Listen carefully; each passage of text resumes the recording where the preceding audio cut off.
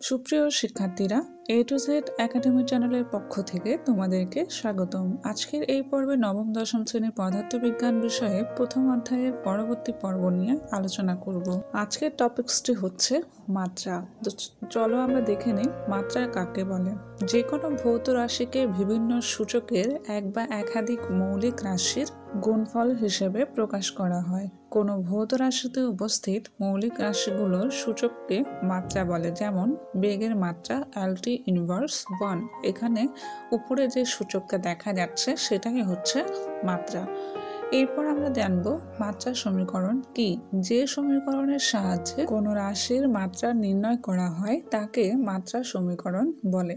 এরপর আমরা জানব বলের মাত্রার সমীকরণ নির্ণয়। আমরা জানি বলের সূত্র হচ্ছে ভর গুণ ত্বরণ। তো এখানে ভরকে আর আলাদা করে ভাঙা যায় না। ত্বরণের সূত্র আমরা জানি সেটা হচ্ছে বেগ বাই সময়। আবার বেগকে ভাঙলে পাই সরণ বাই সময়। তাহলে আমরা এখানে দেখতে পাচ্ছি সময় দুটো হয়ে গেছে।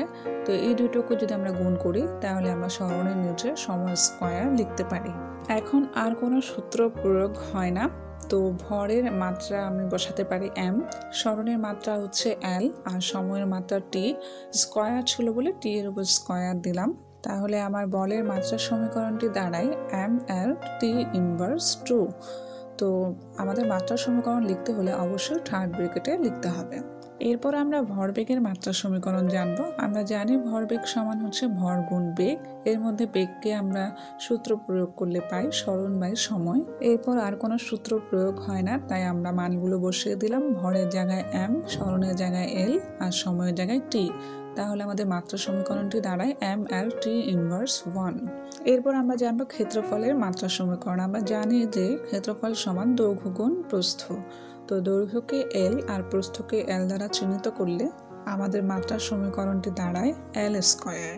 এরপর আমরা জানবো চাপের মাত্রার সমীকরণ। আমরা জানি চাপ সমান বল বাই ক্ষেত্রফল। এখানে আমরা বলের সূত্র প্রয়োগ করেছি। বলের সূত্র হচ্ছে ভর গুণ ত্বরণ।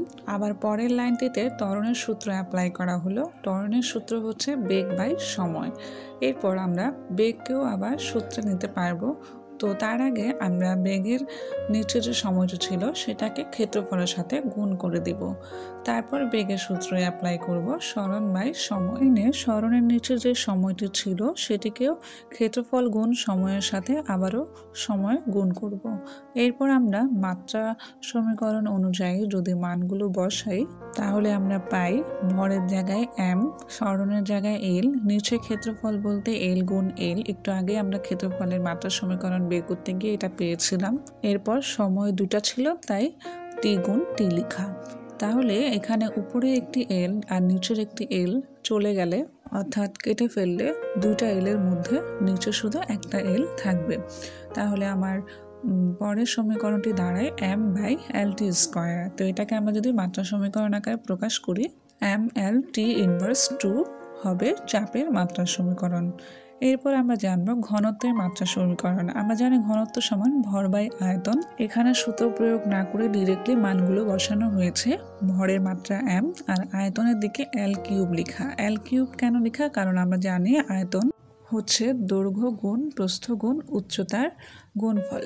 তাহলে দৈর্ঘ্য প্রস্থ উচ্চতায় তিনটিকে l দিয়ে প্রকাশ করলে l কিউব হয়। তাহলে আমাদের ঘনত্বের মাত্রা সমীকরণটি দাঁড়ায় ml ইনভার্স কিউব। এই ছিল আজকের পর্ব। পরবর্তী ভিডিওগুলো পেতে আমাদের চ্যানেলটি সাবস্ক্রাইব করুন। ধন্যবাদ।